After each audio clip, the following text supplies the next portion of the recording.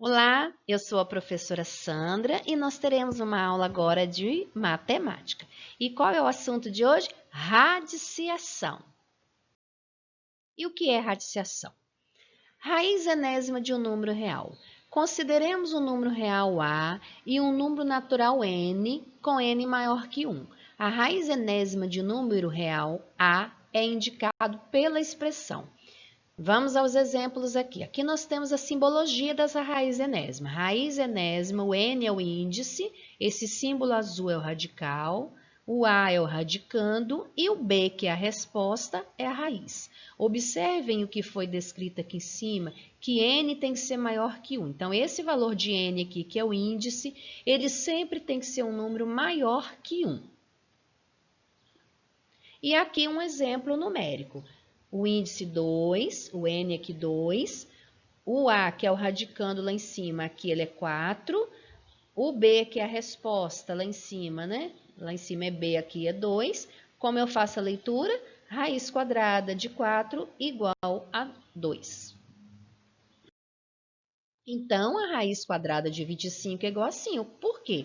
Porque 5 é o número que, se eu elevar ao quadrado, é igual a 25.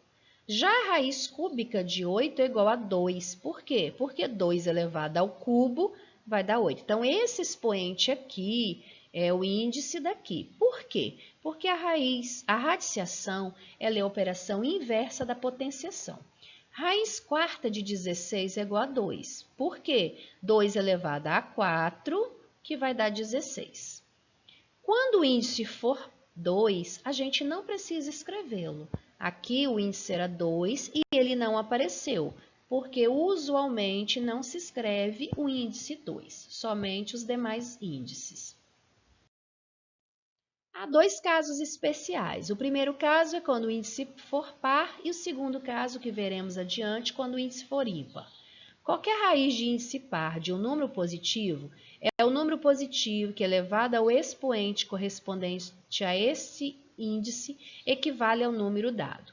Exemplos: raiz quadrada de 49 é igual a 7, porque 7 ao quadrado dá 49. Raiz quarta de 16 é igual a 2, porque 2 elevado a 4 vai dar 16. E menos raiz quadrada de 9 é igual a menos 3. Observe que esse exemplo aqui tem um sinal de negativo, um sinal de menos, mas ele está fora do radical.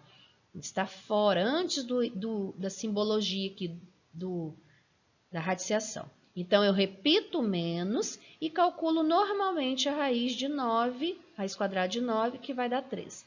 Então, quando o índice for par e tiver um menos fora do radical, a gente vai repetir o menos e calcular a raiz normalmente. Mais uma observação muito importante. Não existe raiz real de um número negativo se o índice for par. Ou seja, raiz quadrada de menos 9 não vai ter nenhum número. Por quê? Porque nenhum número elevado a 2 dá menos 9. Se a gente lembrar da regra da potenciação, expoente par, resultado positivo. Então, nunca a gente vai ter um expoente ou 2 ou qualquer outro número par que elevado, né, que calcula a potência, que vai dar resultado negativo. Por isso que toda vez que o menos estiver aqui dentro e o índice for par, a gente vai falar que não existe raiz real desse número. Mas quando o índice for ímpar? Quando o índice de uma raiz é ímpar, a gente tem dois casos. Se o radicando é positivo, a raiz é positiva. Exemplo, raiz cúbica de 8 é igual a 2. Porque 2 elevado ao cubo, ou seja, 2 vezes 2 vezes 2 vai dar 8. Então, aqui o índice é ímpar, mas o radicando é positivo, a minha resposta é positiva. Mas nesse segundo exemplo aqui, o índice da raiz também é ímpar, mas o radicando é negativo. Então, a minha resposta será negativa. Estão vendo o menos aqui no 8? Então, o radicando aqui é negativo, diferente desse, ó. Aqui era a raiz cúbica de 8, deu 2 normalmente. Aqui é a raiz cúbica de menos 8. Então, a minha resposta será negativa. Menos 2. Por quê? Porque menos 2 elevado ao cubo, o que é menos 2 elevado ao cubo? Menos 2 vezes menos 2 vezes menos 2, que vai dar menos 8. Então, concluindo esse segundo caso de índice ímpar, se o radicando for positivo, a resposta vai ser positiva. Se o radicando for negativo, lembrando que tem que observar se o índice é ímpar, a minha resposta será negativa. Espero que vocês tenham entendido e até a próxima!